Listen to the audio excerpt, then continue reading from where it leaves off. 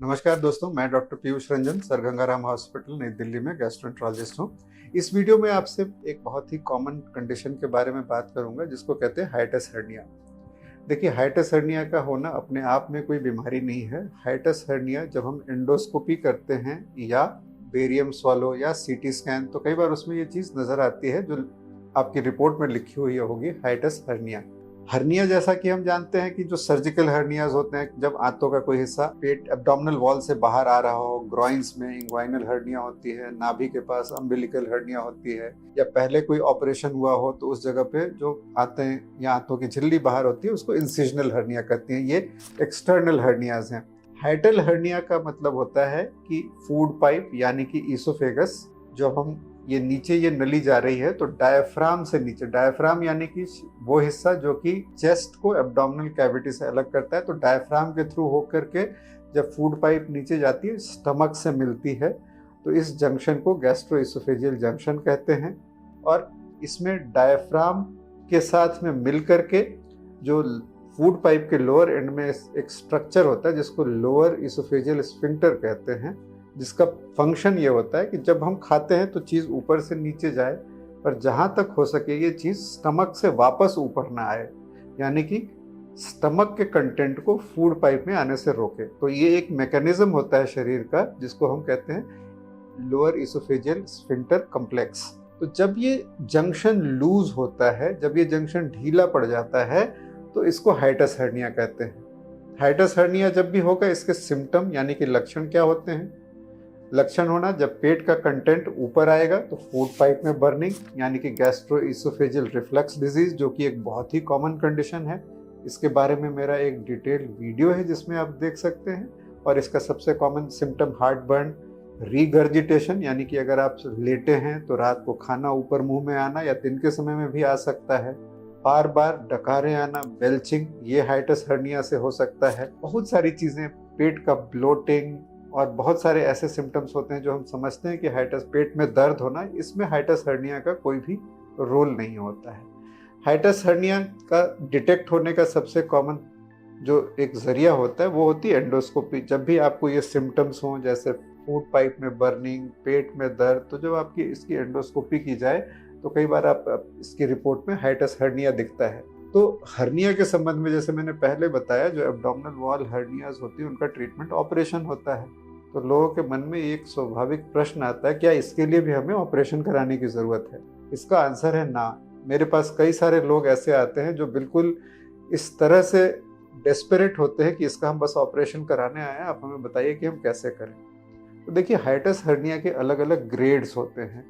उसकी ग्रेडिंग जो होती है उसके बारे में मैं डिटेल में नहीं जाऊंगा, बट हाइटस हर्निया अगर माइल्ड है, छोटी है, तो ये बहुत ही कॉमन चीज़ है। इसको ऑपरेट करने की बिल्कुल भी ज़रूरत नहीं होती है।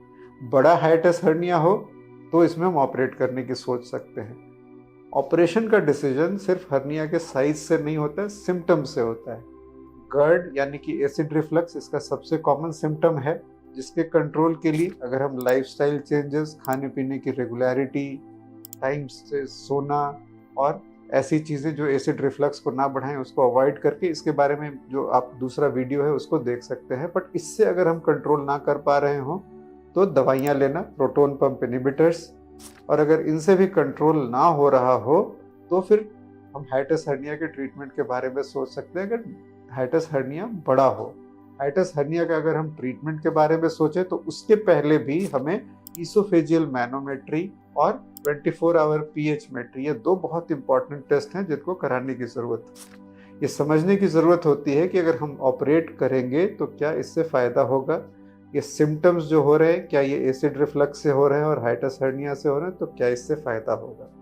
तो जब भी आप हाइटस हर्निया को देखें, इससे पैनिक ना हो, इसको समझें कि क्या सिम्टम्स हैं, क्या साइज़ हैं, क्या जो प्रॉब्लम हो रही है वो हाइटस हर्निया के कारण ही हो रही है।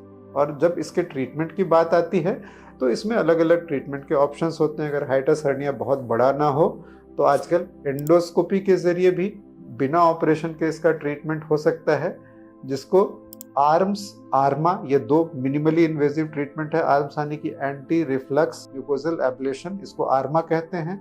और जब इसमें फूड पाइप और स्टमक के बीच का जो जंक्शन होता है उसको स्टमक के साइड से या तो हम उसको रिसेक्ट करते हैं, जिसको एंडोस्कोपिक म्यूकोजल रिसेक्शन कहते हैं, EMR, या उसको रेडियो फ्रीक्वेंसी एब्लेशन से बर्न करते हैं। जब भी ये जख्म भरते हैं तो ये गैस्ट्रोइसोफेजियल जंक्शन टाइट हो जाती है और ये छोटे हाइटस हर्निया का ट्रीटमेंट है।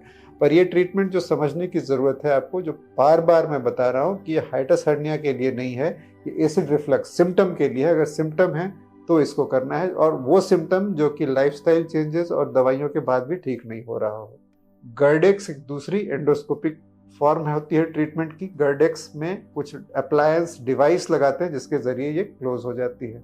इसके अलावा भी कई सारी चीज़ें हैं, जो कॉमन चीज़ें हैं वो मैं आपको बता रहा हूँ।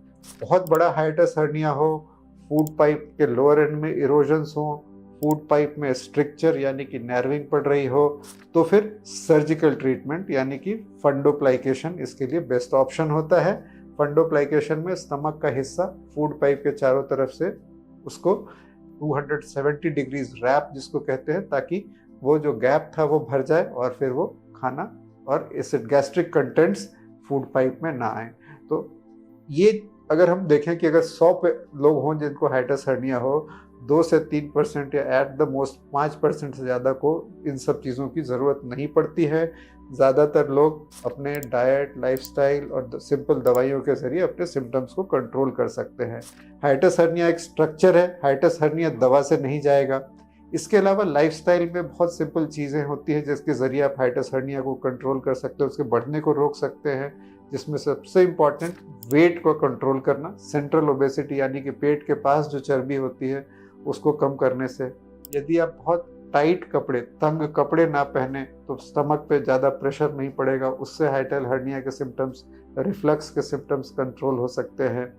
एक्सेसिव बेंडिंग और ऐसे एक्सरसाइजेज जैसे एब्डोमिनल क्रंचेस ये अवॉइड करें, इससे भी हाइटस हर्निया का साइज बढ़ सकता है। तो हाइटस हर्निया एक बीमारी नहीं है, हाइटस हर्निया एक कंडीशन है जो कि एंडोस्कोपी या किसी दूसरे टेस्ट में नज़र आती है। जब भी ये बताया जाए, जब भी ये किसी समय में आपको दिखे, तो इससे आप पैनिक होने के बजाय इसको समझें, इसका साइज, सिम्टम से कोरिलेशन, और इसको डिस्कस करें अपने डॉक्टर से, ताकि इसका सही इलाज का पर्सपेक्टिव आपको मिले, सही दिशा मिले। इस वीडियो में दी गई जानकारी अगर आपको अच्छी लगी तो अपने फैमिली मेम्बर्स और फ्रेंड्स से आप शेयर कर सकते हैं। धन्यवाद।